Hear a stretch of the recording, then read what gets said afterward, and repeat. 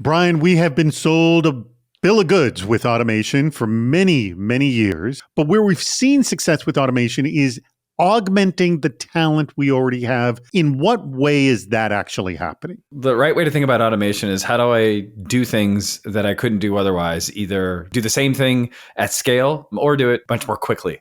And the way we think about automation is, first of all, you need to prioritize risk so that you know where you actually need to make changes. The only way to figure out where you're at risk and where you can safely reduce it is to look at not just what's sensitive, but where it is, who's got access to it, and very critically, how is it being used? And when we build automation, we use all of those things together. It's taking the information that a human being would gather and analyze and then doing it automatically at scale.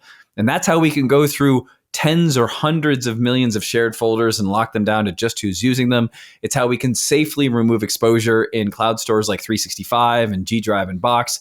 It's how we can go fix the configurations in AWS and in Azure and in Salesforce and in Okta that could expose you. But the only way to do it is to gather the right information and then safely make those changes based on behavior. Otherwise, you don't know what you're going to break, and now you need to hire headcount to go fix all the problems you created with your automation. You don't always have control over your cloud instances.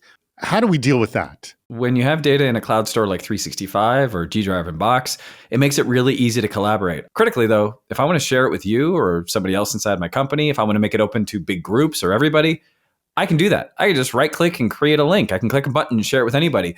And that means that users are managing access to data, not IT. And that makes things orders of magnitude more complicated. That's why automation is even more critical, because you need to know not only what you have, but where it's exposed, and then you need to be able to fix it.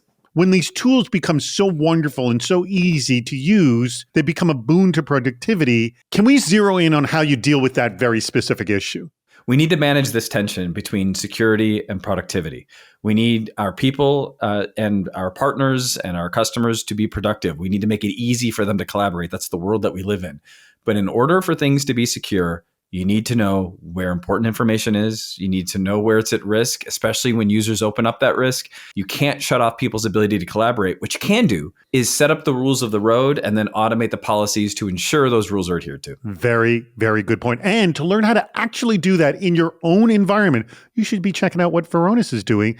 Head on over to Varonis.com.